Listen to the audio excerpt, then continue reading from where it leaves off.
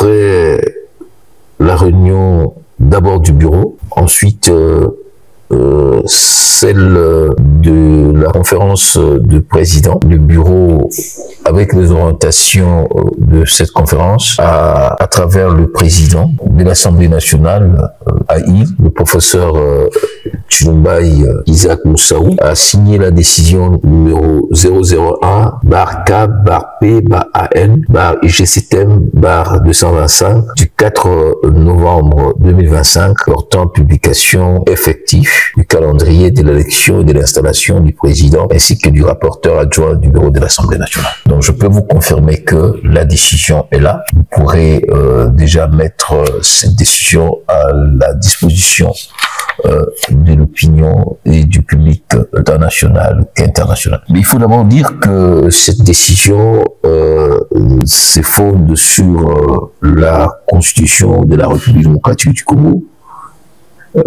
qui affirme aux articles 100, 111 et 112 l'autonomie et l'indépendance du Parlement dans l'articulation de son organisation. Ensuite, il y a notre règlement intérieur qui fixe les axes d'organisation du bureau et des mécanismes de remplacement ou de vote de membres qui notamment auront démissionné. Et c'est le cas que nous venons d'avoir avec la démission du président Vital Kamerhe Lwakha-Ningning et de Madame Inamwizi Munongo. Ces démissions ont été référenciées par de lettres le 22 septembre 2025. Ces démissions ouvrent donc la voie à la vacance et mettent automatiquement aussi au remplacement. Voilà pourquoi nous avons, sous bas de ces calendriers, du règlement, nous présentons un calendrier qui prend effet à la date d'aujourd'hui, c'est-à-dire le mardi 4 novembre 2025. Et nous avons 3 jours, conformément à l'article 27 du règlement intérieur, 72 heures, pour recevoir, n'est-ce pas, les candidatures. À partir de samedi, les dossiers seront soumis à la commission technique qui a été aussi mise en place par décision du bureau. C'est la décision 002. Et cette commission présidée par, elle est technique, elle sera présidée par l'honorable Bouanganga. Cette commission va examiner l'ensemble des dossiers. Ici est de noter que les dossiers des candidatures sont présentés par la majorité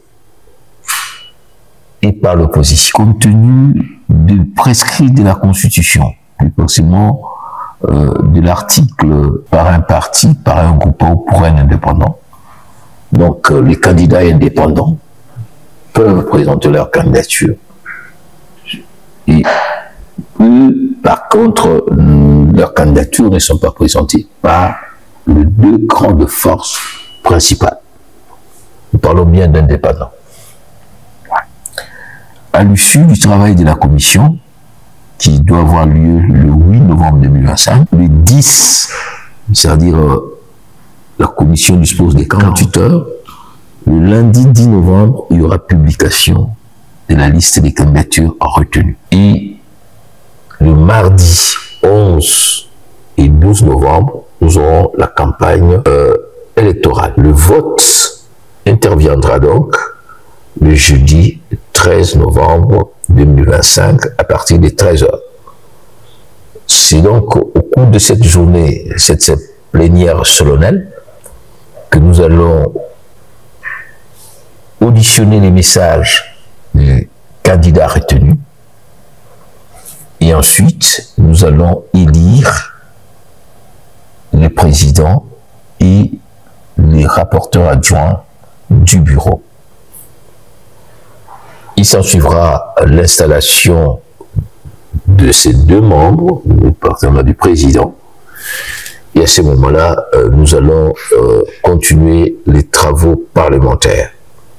Mais d'ores et déjà, je peux vous dire que ces travaux continuent. C'est ainsi que c'est jeudi 6, nous aurons une séance ordinaire avec le contrôle parlementaire avec 2 questions d'actualité. Et nous aurons aussi les débats sur le projet de loi portant reddition des comptes. Il est important que, à la fois, nous puissions suivre les calendriers politiques de revitalisation du bureau, mais il y a aussi les exigences du calendrier qui nous imposent notamment d'entamer et d'enclencher les budgets.